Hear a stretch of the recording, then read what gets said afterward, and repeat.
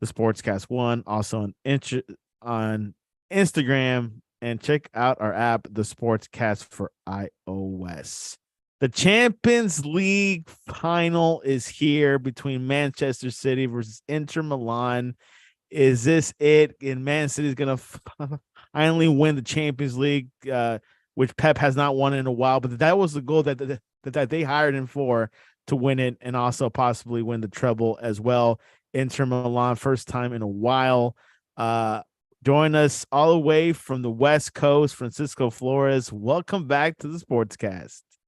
It's good to be back. It's been a while since I've potted in general, but since I've been on the sportscast, happy to talk soccer like always. So let's get it going. When was the last time you went on the Sportscast? Was it during the sports? Was it during the World Cup? Yep, it was during the World Cup, so it's been a while. A lot's happened since, but so far, Oh yeah. club season has not been affected much from the World Cup. What are your thoughts?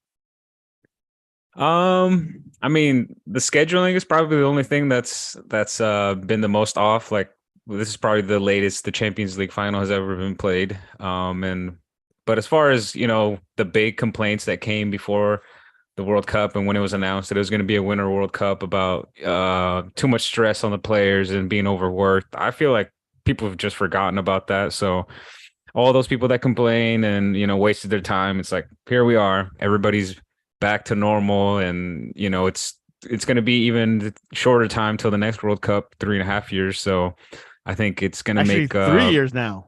3 years, yeah, now. But yeah, I think it's gonna get everybody, all the teams. I think it's gonna make them better in the end because everybody's just gonna be quick to getting back into the program. There isn't a kind of like a break or hey, let's take a breather here. It's like let's get on it. This World Cup's gonna be here before you know it. There has been a ripple effect at a certain degree, Francisco. Argentina obviously won the World Cup. Lionel Messi has become the champion, but that kind of affected his play a little bit in PSG. They didn't do too well these past couple months. He had issues. Well, he had issues of him going to Saudi Arabia potentially for a deal to play there. Now, this week, he has signed with Inter Milan, probably the biggest news in MLS history. Your thoughts over that acquisition? I mean, nothing's official yet, but it looks like they are gonna be agreeing. And I think they just convinced them with everything that they could possibly throw at him, money especially, and promising him ownership stakes in teams, and I think it's either way, he would have looked. It would have been looked at. He's just taking the money if he went to Saudi Arabia, or if he came to the MLS. Obviously, as far as I think both teams wanted him for that reason of his obviously his notoriety. It's Messi, one of the best players in the world. I know a lot of people were mad about that when the MLS made the announcement that he's one of the best because people say that he is the best or best of all time, the GOAT. But me, I'm a Ronaldo fan, so I'm not going to say that. You can't say that. Yeah, I can't say that. But yeah, I think it's mainly, because of his influence. And, I think I saw that his, Inter Miami's Instagram followers went from like 1 million to 5 million, which is more than any NFL baseball team here in the US and the biggest, even NBA, I think. So I think that's mainly the reason why he's going to be going, or why there was the big interest from MLS. I don't think, obviously it's Messi. He's still going to be, Messi and do the things that he's going to do, at a little bit older, but I think he's still, going to be by far the best player in the MLS, no matter who they bring in. Like, there's nobody, unless they bring in Ronaldo, like, who's going to be better than Messi? Yeah, that's correct. Now back to what happened in Europe. Obviously, he wanted to go back to Barcelona. Barcelona still Yep. having a lot of issues financially. Uh, Pretty much the same thing that happened 2 years ago. He said that they did not bring a formal offer to him. They had to wait it out a little bit, maybe wait till like July or August to get this going. He didn't want to wait. And apparently, Yep. Barcelona had to offload some players. I think get rid of Gabi, perhaps. But Barcelona is always has these always had these issues. Yeah, I don't think that was a good look, especially the way that Messi was talking about the whole situation. I think he was being very direct and sincere about it. That, I think he said that he's like, I don't know what was going on as far as the directors or the board or anything, but he's like, I know what Xavi told me, and he told me that he wanted me. And so I think that doesn't really speak highly of Barcelona, especially it being Messi, but obviously he still said I'll be back. He even said that he would live in Barcelona, or he's going to live in Barcelona, once he's done and over with as far as playing career. But yeah, I don't think it's a good look, but I mean Madrid kind of does the same things as far as like just telling players, giving the players the cold shoulder or turning their backs on them, I guess you can call it. But as far as the financial side of it, I think when La Liga put in this salary cap on players, I think that's really been hurting them.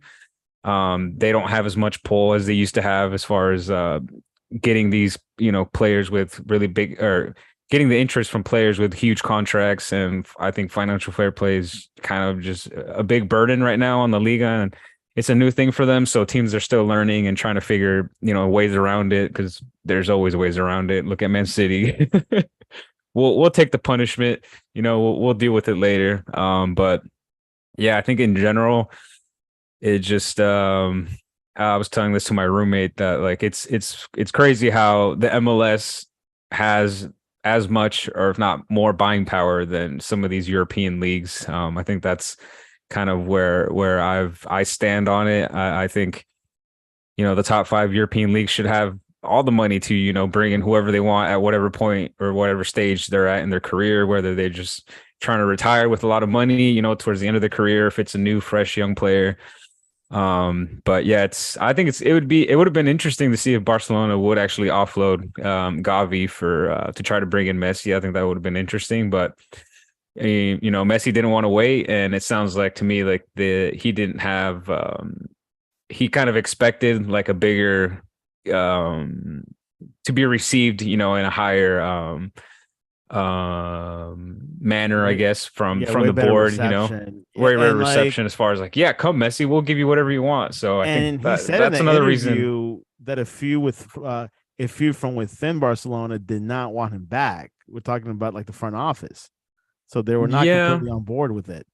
yeah. I think maybe that has to do more with like the financial side of it, that they just knew that they weren't going to be able to afford him or pay him what he wanted. Because I mean, let's face it, he's one of the best, or the top paid soccer players in the world. So in order to compete, especially with Saudi Arabia, I'm sure Saudi Arabia was offering him crazy money. One point Which eight billion dollars. I don't, I'm surprised he didn't take that deal, but maybe it's just, I mean, he has the, so much money in the bank; it doesn't really matter anymore. yeah, that's true. That's true. But, the Saudi league is still growing, and I don't know, maybe the weather or something, like there's a lot of things that, plus he's got a family and everything too to think about. It's not just himself. So, obviously any one single person, if they're on their own, they could decide for themselves, but you got to look out for your family too. So I understand that.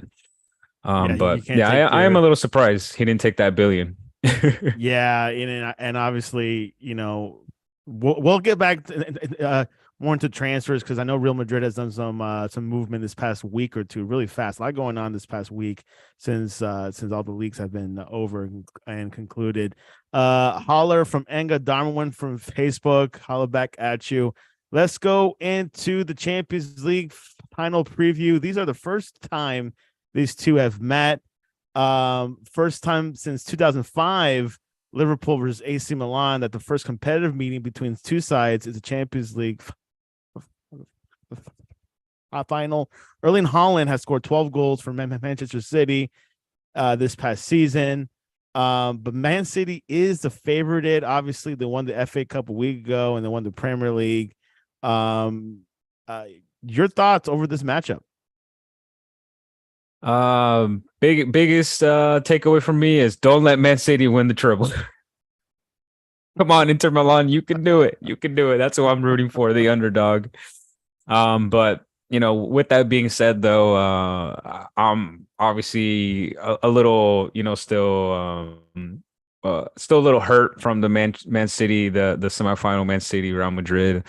Seeing Real Madrid lose like that was not 5-1. That was that was probably like the most embarrassing thing for Real Madrid that yeah, I've ever seen. Probably worse than like it was Barcelona brutal. or Messi scoring on them.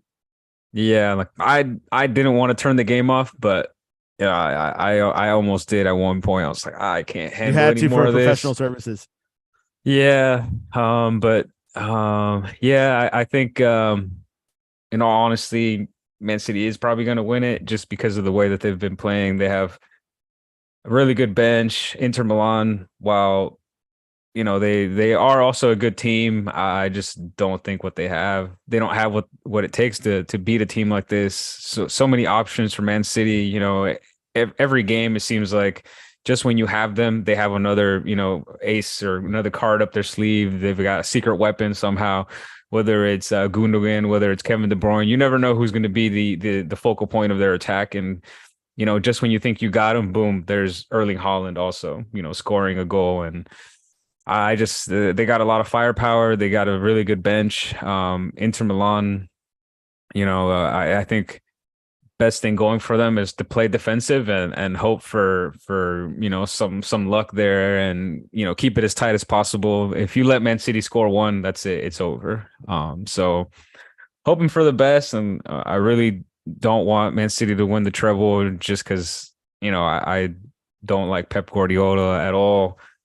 Man City, the team itself, I can put up with. I do like Erling Haaland, and I think at one point in his career he is going to play at Real Madrid. So that's why I'm not gonna hate against him. You He's heard it here really good. first. He's a really good player. Probably here in a year or two, probably going to be the best striker in the world. And if he's not, be pretty close to it already right now. His goal potential, you know, now his physical size, he's left footed. Like there's almost no negative things about him, and he's still young and learning. So that's the best thing about it right now is that he's at a point with the coach that can teach him everything that he needs to learn for that position. So I'm excited for his future, and why not add a Champions League trophy to his cabinet, at 21, which is amazing that he's that young, 22, whatever he is. Whatever he is, yeah, obviously may be considered the current and also the future of one like of the top players in the world. Put that with Mbappe. But let's see what they did to get to this mess of the Champions League final. Let's go into the knockout bracket. How did Man City get here? Man City obviously they beat RB Leipzig 8-1. Look at these aggregates; they're pretty massive. Then Bayern Munich 4-1. That was a big one. That was one of the first signs of, hey, this might be the real deal. Then Real Madrid 5-1. I thought it would be a way closer series, but when it got to Manchester, it got really ugly for Real Madrid. Inter Milan, they beat Porto 1-0, pretty tight margin. Then they beat Benfica 5-3. Then AC Milan was probably one of the most boring semi final I've ever seen in my life. They won by 3-0. And this is a whole Italian bracket. I mean, that was pretty suspicious when I saw that. I'm not saying UEFA does these things on purpose, but this bracket for Inter was pretty easy, wasn't it? Oh yeah, oh yeah. I mean, I would say Porto was probably their hardest opponent. AC Milan basically just bent over for him and gave him gave him the final. Benfica, that wasn't going to be any problem or no issue for any team. So I think Porto was the most difficult opponent they had going into the champ to the final. Yeah, I was also a little suspicious about the all Italian semifinal. That was a little weird, especially AC Inter. Is like both of these teams aren't even Napoli smoked them in their league, so I was more surprised Napoli didn't make it into the semifinal than anything else. Yeah, they were one of the favorites. They won the Serie A. Inter finished third in Serie A, although they ended their season with 11 wins from 12 games in all competitions, including a Coppa Italia final win over Fiorentina, who lost against West Ham this past week. They will have their work cut out to beat City here. They're only They're the only fourth side ever to reach the Champions League, Francisco final, having lost their first game of the season in the competition. So they didn't have a good group because their group was they finished second in Group C behind Bayern Munich. The Bayern Munich had 18 points, Inter had 10 points, so they didn't have a great group stage. So it was kind of interesting take there. Let's look at the lineups here, the players wise. As Francisco already mentioned, a little bit of the players from Man City, but let's look at Inter Milan. They got Onana as the goalkeeper, Darmian as the right back, Acerbi center back, Bastoni. Then you got DeMarco, Kalinagli, Brozovic, Barella, Dumfries, Martinez, and Dzeko. The stars that really stand out for me, Francisco, is Lautaro Martinez, the Argentinian who won the World Cup a couple months ago, and of course Dzeko. Which of this team roster do you find very intriguing and important for this game? For Inter Milan, right? Yeah, Inter. Definitely Martinez. I think that's their the focal point of the team and who they should be basing the team around. They do kind of struggle to feed their strikers. I think that's mainly the biggest thing that they're struggling with. Defensively, I think they're fine. I really like Onana. I think he's really safe goalkeeper. Good hands. He was suspended for a good amount of time, but we'll forget about that. But yeah, I think Martinez is definitely their focal point. I'm also surprised that he's still Inter Milan. I feel like he should have left last year or even the year before that. And Dzeko, I think he had his time back, years ago. Also played at Man City. Yeah, But he's familiar with their system apparently. yeah. I mean, that was before Pep's time, but Oh, I think yeah, I mean, I don't really have a lot of positive things to say about Inter Milan other than their defensive game. I think that's probably their best thing going forward for them. I mean, that doesn't really make sense. Defend to attack, but for some teams that does make sense. But yeah, I think they're gonna try and hold them off, and like I said, either use a set piece or corner kick, or try to expose Man City's defense whenever they can, because while they are a solid team going forward, I think that's where they kind of struggle. So that's probably where Inter Milan can expose some of their weaknesses. and their coach is Simone Inzaghi. Let's look at the Man City's roster, of course, from the back. Ederson, then Akanji, who's been playing a lot lately, Ruben Diaz, Ake from Holland, Rodri, Stone, Silva, De Bruyne, Gundogan, Grealish, and Haaland.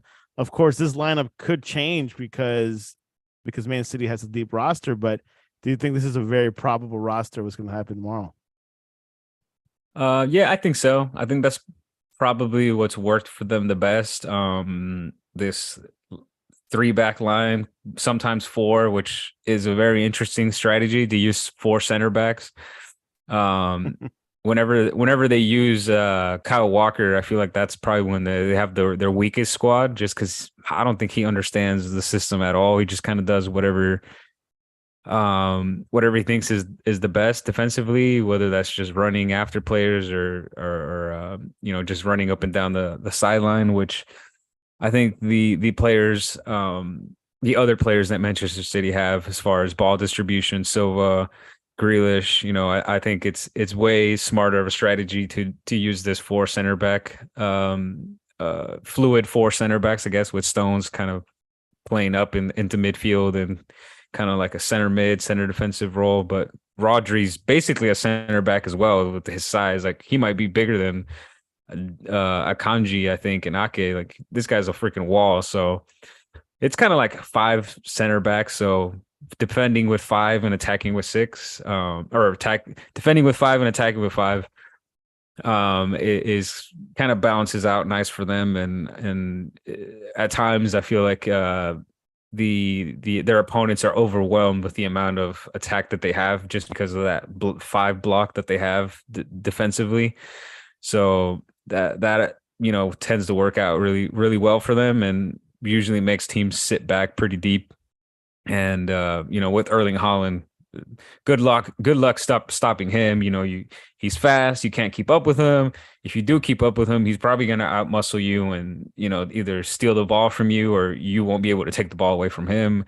And with Silva, with De Bruyne, with Gundo, with Grealish, all these guys can serve the ball up to him, whether it's in the air, on the ground, touch and go, a give and go, whatever you want to call it. Like, is just, they have all the potential, going forward. So that's kind of nice for them. But like I said, I think that their weakest point is their defense. And for me, Ederson is also, he's not as good as a goalkeeper as people make him out to be. I think A little he shaky. plays, yeah, a little shaky. He does really well with his feet, but you're a goalkeeper. You need your hands, So I think there's something definitely there to expose on Ederson. Take some rippers at him, take some deep shots, feel him out, make him nervous, and you never know what could happen. Are you saying you prefer Allison over Ederson?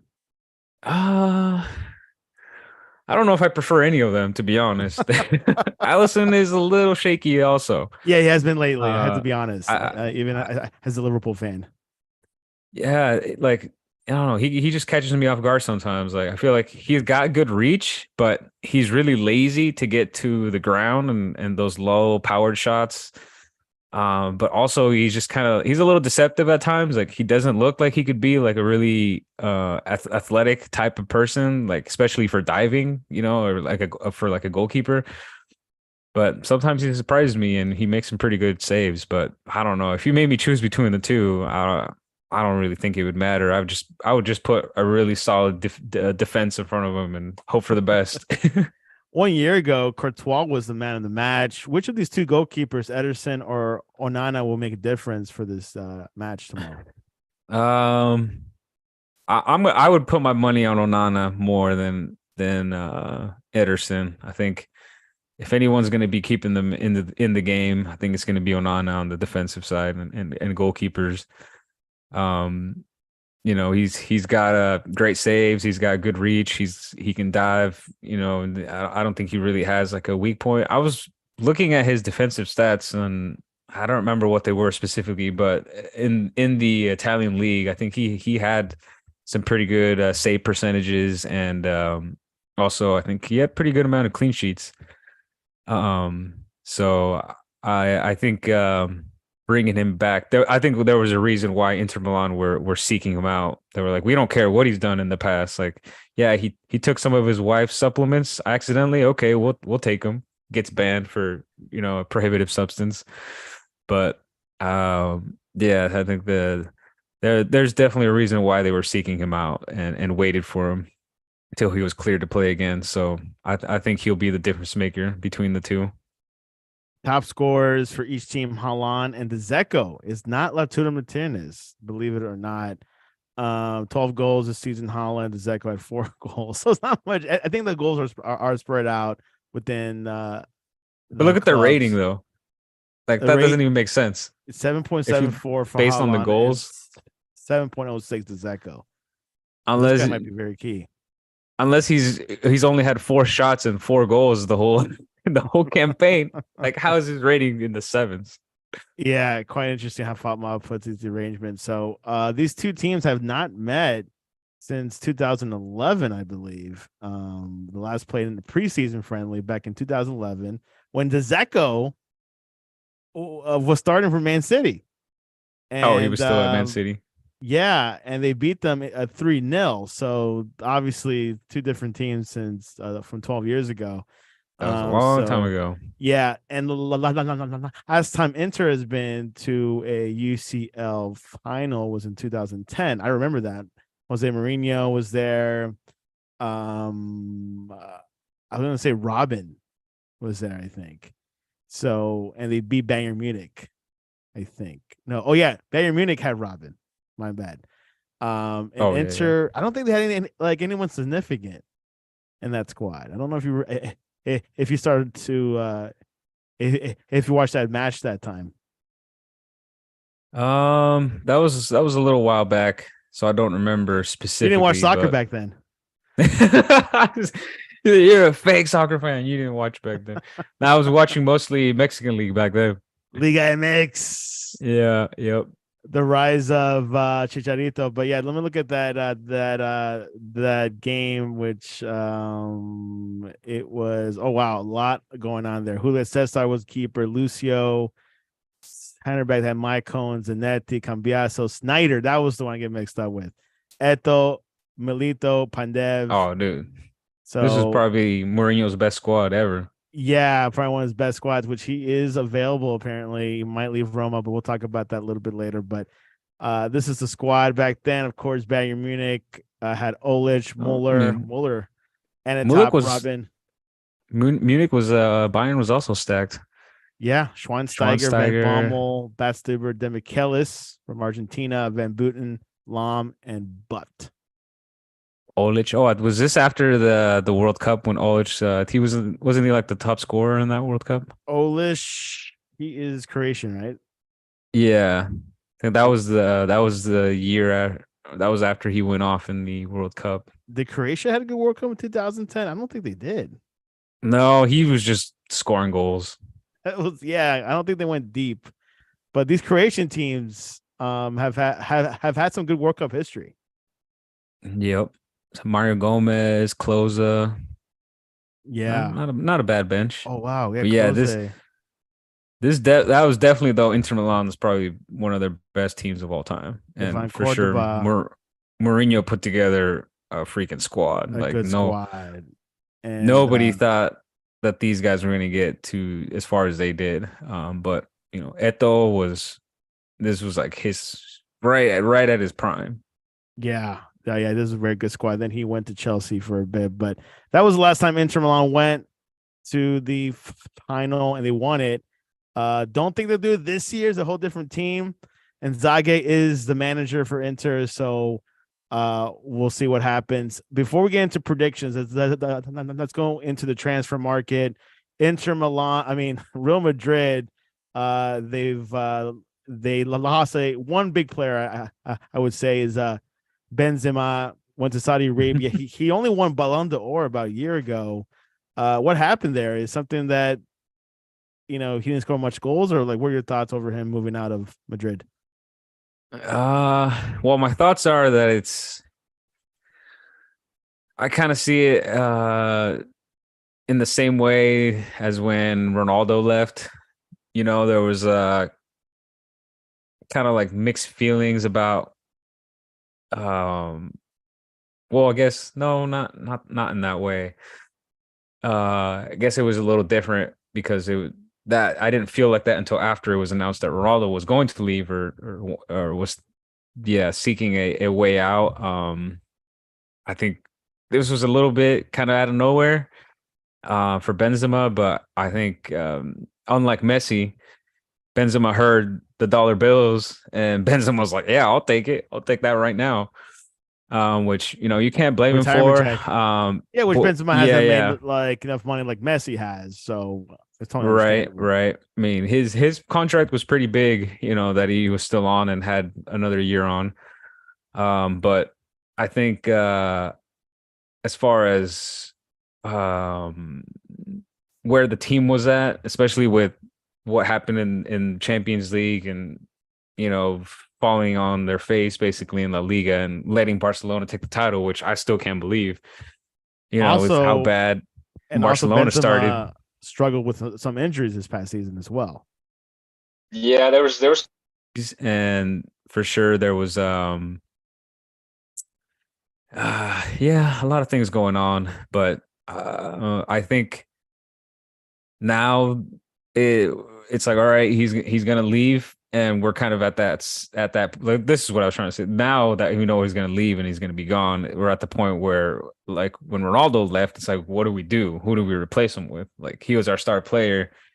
There's nobody out there, and that it's even worse now because of financial fair play. Like, there's no one to like when they were talking about Kai Havertz, I was like, come on, like Kai Havertz, we cannot replace Benzema with Kai Havertz. That's embarrassing.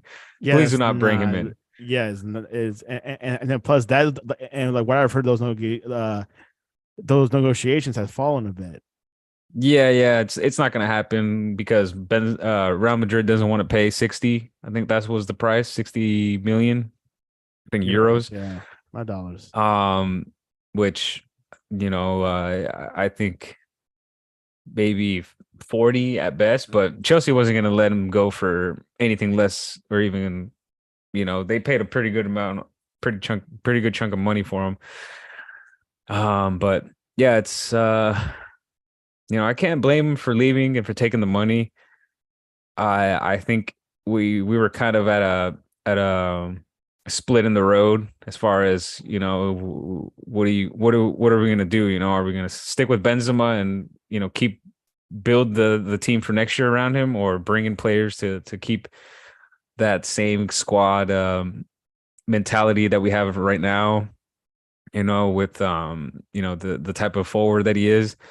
Or are we gonna, bring in the fresh new young talent and hopefully go from there? Which I think that's kind of always been at this new, with bringing in Vinicius and Rodrigo, like that we want young players to come in, and I think there should, go back to, pulling players from the reserves and La Cantera with, Ramos Castilla and whatnot. I think, we should use those players to help us out in the league. And you never know what could pop out of there. I mean, obviously business always gets involved, and, if there's somebody here's this new young, Spanish striker, and like all the teams are quick to, offer up money, and, they take it, and later on, they're scoring goals against us in the Liga, for a guy that we sold for 3 or 4 million.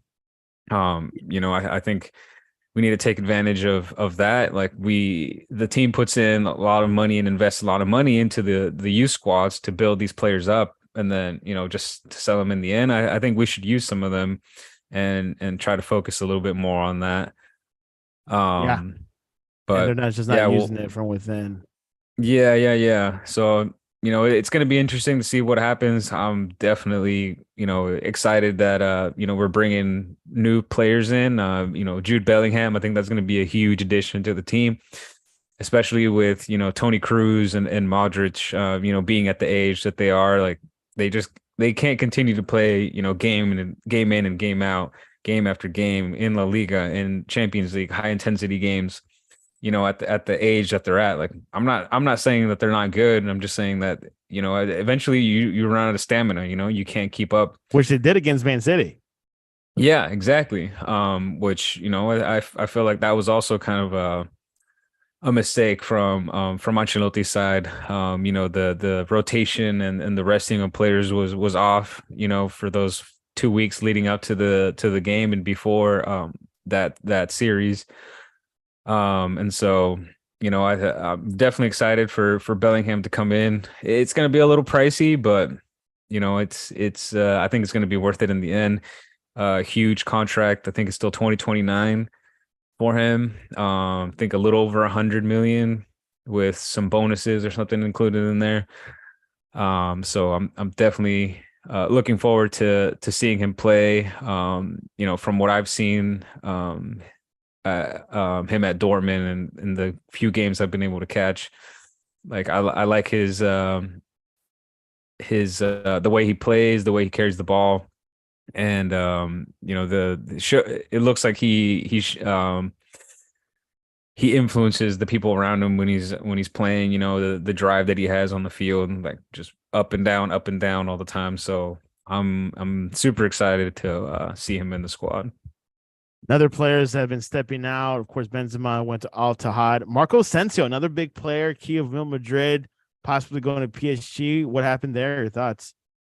Yeah, I think it was just um he was mainly coming off the bench. He would start a couple games. I mean, he would come off the bench and, Super score sub. goals, and he was pretty, yeah, super sub. He was clutch in a lot of the games that he was able to play in. Just key goals that were like, all right, it's a close game. We need somebody to go in there and, get us one. And has a nice left foot. So I always appreciate left-footed players. But age. maybe that's maybe the biggest thing it was. I don't know specifically what was going on with him. Maybe they just couldn't offer him the type of money and the amount of money that he wanted. He's getting up there. He's been in the squad for a long time. Um, I think it was also it was nice to see him recover and get back to the same level that he was at before his injury. I mean, obviously, players are never the same after an injury like that. Knee injuries are really bad. But yeah, it was I was pretty surprised actually that he got to basically 100%. I would say 99.9%. I don't really see a huge difference in the way he was playing before. Mentality is also a big thing when it comes to injuries. Being able to go 100% again, which I really appreciated. So I think he was fully committed to Real Madrid. So it's a little sad to see him go. Also, sad to see him go to PSG because we might end up facing him in the future. The Champions Um, League final, yeah, possibly. I'm calling it right. right now, 2024 So we'll final. we'll yeah, in the final, possibly, hopefully. And also, Um, finally, one that was coming, Eden Hazard, possibly retirement, but he is leaving Real Madrid, confirmed by Madrid itself. Your thoughts on Eden Hazard? yeah, I hope he's money. I hope he's happy with the money that he took from Real Madrid because he definitely didn't deserve any of it. Uh, you know, uh, Him coming into the team, I've just never been a big fan of it. I think we definitely overpaid for him, and look what we got out of it. 7 goals, I think. I don't remember what it was, but I haven't counted. the statistics were not the best. Got very little playing time. Injuries were a big thing, and just wasn't cut out for La Liga. I think there was flashes here and there of his potential, but I feel like he kind of was already burnt out from his time at Chelsea and playing in the Premier League. I think that was his prime, that was his peak, and it was a little too late by the time he came to Real Madrid. His dream came true of playing for the Whites, but Real Madrid fans' dreams did not come true as far as what they expected from him. So I'm definitely happy to see him go. That is a lot of money off the books as far as player player salaries. So yeah, and last player there, Mariano, also going on contract, end of his contract, which I'm neither here or there about him. I have I no think idea much about him. yeah, I think he was just always bench warmer. That's probably the best A forward, description I could give of him. not enough for him Yeah, to keep him and maybe give some yeah, Benzema he numbers. right. He went on a couple of loan spells to see if he could get better and grow, but I just don't think that he was cut out for the big teams, especially for being a starter. And you're never going to start over Benzema unless you are better than Benzema. So I think And that another entry into Madrid, who's actually from the youth academy from Madrid, Fran Garcia. He's loaned out to Rayo Vallecano. He's a right back. Your thoughts about him? I heard he's compared to Jordi Alba, very close type of player like him. yeah.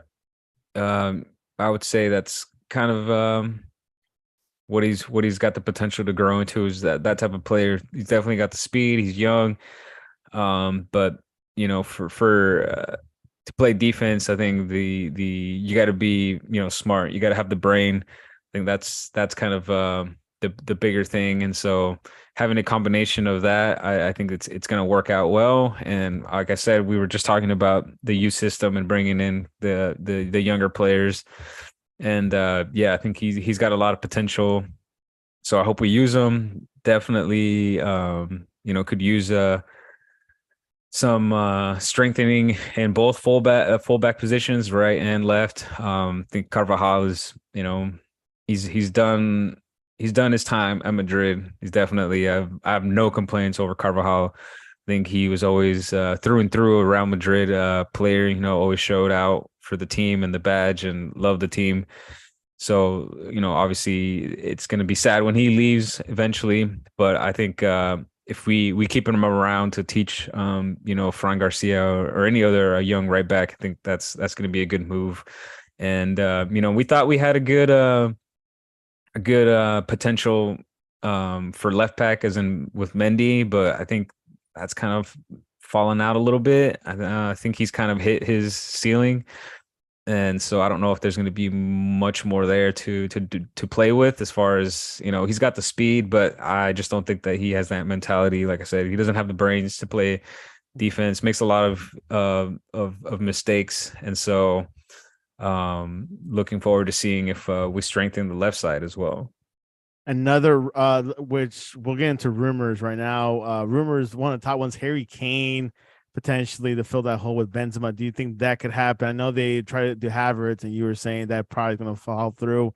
But what do you think about Harry Kane wearing a white shirt in Madrid Uh, compared to Tottenham? yeah. I mean, I I am a fan of Harry Kane. I do like the way that he plays. The amount of goals that he scored for Spurs. I think it would be interesting to see him in a I guess more in the top team. I mean, Tottenham's Oh, you're not never saying Tottenham's the top r team. really been up there. I mean, mainly because they're in the Premier League. I think that's why people see him as a top team. But I think having that pressure of I think most of the time, I think for Harry Kane at Spurs, he's always just been in an underdog team. Like the odds were always up against them. So it would be nice to see him in a team where it's like he doesn't have to worry about, oh man, this guy's feeding me balls. Like I don't know if I'm going to be able to get to that. Like I have to be more of a false nine and kind of the player that he's kind of grown into and evolved as now. And he's just all around, striker, which there's not a lot of players like that can do, have great touches, can pass, can lay the ball off, can do a 1-2 and still, sprint the whole game. So I think it may be a little late as far as the asking price for him. So if anything, maybe just wait and Wait out till till next his year because contract next year, expires. yeah, expires will Yeah, be until next summer, so they get him could for buy him on a free. free. Exactly, which then he'll have a couple of options. Then obviously Madrid will be on the table. Man City, Man United, not Man City, more Man United. Speaking, another rumor that's kind of quieted down lately is Firmino, who is been released from Liverpool. Can you see him in a Real Madrid shirt? Um, maybe. I I guess with strikers, they're kind of like with the top strikers, they kind of can be compared to like goalkeepers as far as like the older they get when they mature, they learn a lot more, and their speed might be their athleticism might be a little affected by their age, but as far as the how smart they are on the field and with how they play, that makes up for it. So I think with both Harry Kane and Firmino, that's kind of what concerns me is their age, and the fact that they've kind of had uh their prime, I guess, essentially, at these other clubs. Like that's kind of how I see Firmino, that he had his prime at Liverpool, and same with Harry, like his prime was kind of at Spurs. So I don't really want Madrid to go after players that have kind of already been through a period of that. But Who peaked? if Firmino he doesn't have a team right now, right? He's His free. I contract guess probably expires, so released. he's Yes. free. So Yeah. I mean, I wouldn't hate that idea of bringing him in if they can agree a good contract for him that both benefits both teams or both sides. As far He as is super playing, sub. yeah, I think he could be, you know, if we're trying to like right now, we're obviously going to stick with Carlo Ancelotti. If we kind of are in a transition year where if we're trying to see like, can we still use the same tactics and play in the same way if we had a player like Benzema and not Benzema himself? So I could see, if that being an idea to bring him in, to possibly be a replacement for him, and that's what he would be, a replacement. He wouldn't be a player that we can just throw in there and be like, oh yeah, he played exactly like Benzema, but he sometimes players just need a little motivation and inspiration, and that's kind of what Firmino has been missing. He's hasn't been the same player that he was, 2 or 3 years ago, just because Liverpool has changed so much and it's mainly sat on the bench. And so maybe, putting on the white shirt, getting a little motivation, hearing, 60, 80,000 fans, screaming your name is the thing that he needs to get him back into scoring form. So I don't And hate the playing idea. with more fellow Brazilians as well. Yeah, yep. Not a bad thing to have. Well, we'll see what happens with Madrid. They're making some signings, but their main goal was Jude Bellingham, so they got him a little bit way more successful than a year ago with Mbappe, who turned him down for PSG. Which Mbappe could come next year to Madrid. We'll see if they want him back or try to renegotiate again. Um, I would say for my Liverpool, they got Alexis McAllister, so they're starting up to freshen up the midfield. We'll see what happens if they get Mason Mount, possibly, but I heard he might go to Man United or somewhere else. I think he turned down Liverpool, as far as I can tell, or like what I've heard. So there you have it. Well, anything else, Francisco, before we head into predictions for the big game tomorrow? Um, I'm sure there's transfers here and there. Oh, let me ask you about this. What do you think about your boy Christian Pulisic Oh yeah, possibly leaving Chelsea? yeah, he might get offloaded. I heard he wants to leave. I've been hearing interest from AC Milan. But then yet again, Chelsea could keep him. I know Taboli, wants to do more marketing in the US, so having Pulisic will do. But um, and then Pochettino, I heard he's open, but I think Pulisic wants to leave and possibly go to a club where he can get more playing time. But he's injury prone, so I don't expect him to play all season.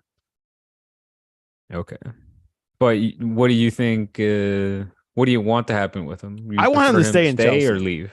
You I want want him him to to stay stay? in Chelsea, or maybe just in the Premier League itself, gets more exposure, better high level quality play, even going to a Newcastle, perhaps. Or I was about to say Everton, but that's probably not a good place to go. No, not He was Everton. once rumored to go to Liverpool once, so who knows? These surprises could happen during the transfer market. Um, Besides that, I mean, I can't think of anywhere else in the Premier League besides going to a smaller club like Brighton, but I want him to stay in the Premier League and Chelsea, perhaps. I mean, he's CP10, Francisco. He has the number 10 shirt CP10. in Chelsea. That's tough to get. Right. Yeah, that's for sure hard to get. But And then I got one more question. What do you think about all these players basically fleeing and running to Saudi Arabia and chasing the money? yeah, that's something that I've noticed. I know Conte has also been that one player with Benzema and of course joining Ronaldo. I think a lot of these players are towards the end. I mean, let's be honest, Benzema was probably towards the end of his career. I think he peaked right now. He, Yeah. he he didn't have a good season. He had bad with his hamstrings. Conte also had an injurious year for Chelsea, so they're probably saying, "Look, I probably have to go soon, and let me just get my retirement check." I think they were planning to get some other player, and I think Saudi Arabia wants to get like three good players for each team. I'm not sure how many teams they have, But Yeah, I think they have some rules. I think as far as yeah, kind of like MLS type, like they have like three designated three, player yeah, kind of thing. designated players. So I imagine, I hope the players that go there are the ones that are towards the end of their prime or they're out of their prime, rather than someone that's 27, like Pulisic that goes to Saudi Arabia or something. But hey, all power to them. And they're trying to do that for the World Cup because they want to get 2030, Yeah, true. which I think it should go to Uruguay to celebrate the 100th anniversary because the first World Cup was in Uruguay. I mean, as far as marketing, I feel like that lines up pretty nicely. That screams dollar bills to me, but you never know what could happen with that Saudi money, that oil money. Yeah, everyone's And like and soccer, Middle East don't belong. It doesn't, go well. yeah, and especially knowing FIFA and their history of briberies. Yeah, exactly. So if you That's watch on all it takes is Netflix, money. exactly. So we'll see what the new regime of FIFA does. If they go to Saudi Arabia, then they're continuing their old ways. So Mexico national team, have they find a manager yet? Yeah, well they have Coke, Okay. and that's kind of who they've been sticking with. He used to be at the Atlas manager there with in the Mexican League. I still for me, I feel like that's still a transition manager. I don't think he's going to be the manager Not the permanent manager. for the World Cup. He's from What's that? Argentina. Yeah, Like yeah, you he's like you don't from think one he'll Argentinian coach be to another.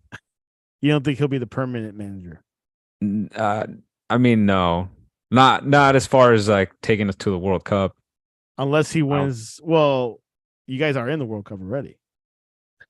yeah, yeah, yeah. I just mean he's not going to be the manager In the World that's Cup. going to be in the World Cup. Yeah, yeah, yeah. Yeah. I mean, I just think that it's time for a change. I mean, that's not going to happen just because of the way that the Mexico national team, the leadership, the board, and everything, how it's set up. You know, the people at the higher ups at the top are not going to want to make the changes necessary. I think there's it's been a long time coming as far as like the team needs to be taken in a new direction. The whole board and everybody needs to be changed. But until then, we're just going to keep getting Argentinian managers, I guess. So Yeah. we'll see Which what speaking of happens. which Uh, speaking of Argentine managers, Tata Martino is rumored to go to Inter Miami and become Inter Miami's manager oh, that would and be classic. Lionel Messi's manager, which he has MLS experience. Oh yeah, yeah, yeah. With Atlanta, right? He won a title Atlanta, with yeah, them. which he won a title with them. So, uh, which that will work out well. And then Inter Miami might get a bunch of old Barcelona, Argentina players in that squad. Oh, no. Let's build the ultimate ex Barca squad here in MLS and sell out the 10,000 person stadium that we have. And Lionel's first debut for Inter might be during Leagues Cup, which is a tournament between Liga MX clubs and MLS clubs. What do you think about that? Oh man, just just gonna be booking these freaking MLS stadiums out. Let's let's use all these 80, 100,000 person MLS stadiums that never get full during regular season MLS games. Finally, they're gonna fill up when Messi comes. How much I mean, buzz like how much buzz is there for Liga for like the Leagues Cup in Mexico? Is it a huge thing they're talking about? I mean, not really. I think to me, it's just another tournament to them. They've been facing MLS teams for a while, so It's pretty much a Champions it's League, CONCACAF Champions League minus that's Central American teams, pretty much. yeah, yeah, exactly. So it's just a same tournament but with a different name. It's got a rebrand. So And it's on Apple TV Plus, which you'll get which the Mexican fans have to get Apple TV Plus to watch the tournament. Yeah. Don't forget the plus there because it's not just you don't just get it just because you have Apple TV. You have to pay extra for that. Just like with the MLS. They got the MLS fans real good with that one. Like they said, "Oh, no more blackouts." Oh, but guess what? You got to pay for the MLS package itself in order to watch the games. You can't just have Apple TV. There you go. Well, Leagues Cup is this July. We'll see Lionel Messi in that tournament, which would be Are his you going to debut. go see him since he's going to be pretty close to you? Tickets have gone up to $1,000, literally. Even at the top? Well, I guess there is no Even top the because worst seats. Yeah, it's not like that stadium is 18,000. 18. And People are gonna yeah, be lining up and trying to break into the stadium trying to see Messi. yeah. So now I'm forced to go get Apple TV Plus and MLS package. Forced, go just get a box for Messi then. Get There yourself you a go. private suite. Go all So out. it's interesting how like his contract, he gets residuals from Apple. He gets a contract with Adidas, something with Adidas he's worked out with. Yeah, And which he was finally, already getting money from them. yeah, exactly. And then he gets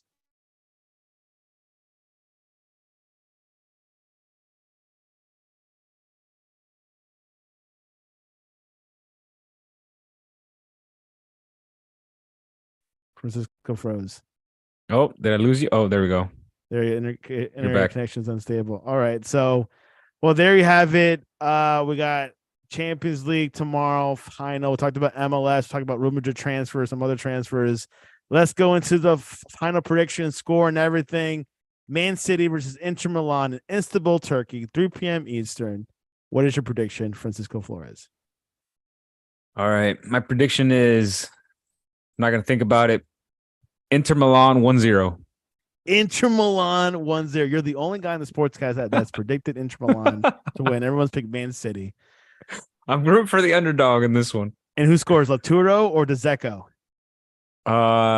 It's gonna be Chanaloglu off of a free kick. Okay, Top corner. Ederson's not even gonna move. He's just gonna freeze and be like, "Oh, I should have got there." There you go. I got Man City winning. I think it might go to penalties. It feels like all these 0-0 or finals 1-1. might be like a 1-1 or 0-0, but I think it's gonna go to penalties. And I'll say 1-1, even though it's pretty low scoring. 2-2 might Who's be gonna more miss of a first? better. Who's gonna miss? Or is Man City just gonna put them all in 5? Man City's gonna put it all in and enter one of these guys are gonna miss it. Probably defender. Inzaghi's gonna put himself in and take a penalty. The coach. No. Let me take one. If it goes really bad. But yeah, there you have it. Tomorrow, 3 p.m.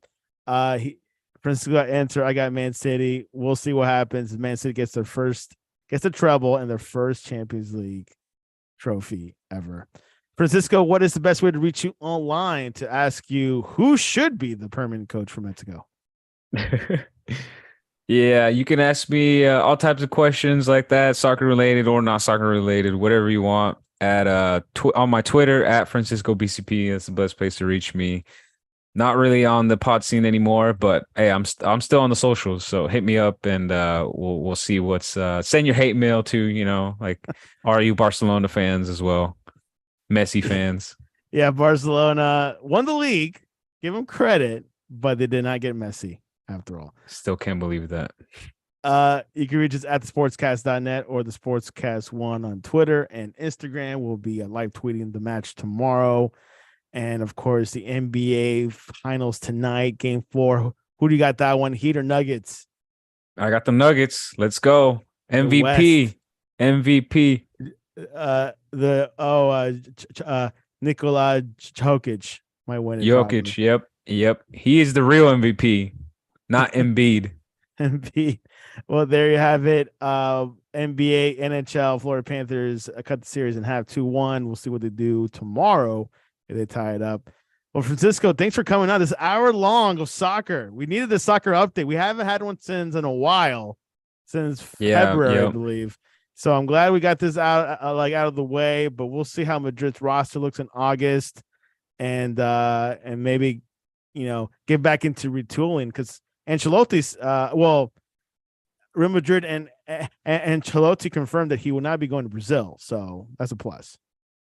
Oh yeah, oh yeah, and there'll be lots more to talk about too, especially the summer transfer window is going to be open here pretty soon. I guess the official transfer window. So yeah, we got to get together and do another one. Exactly, a lot of news. Here we go. Francisco, thanks for coming out to the Sportscast. Thanks for having me.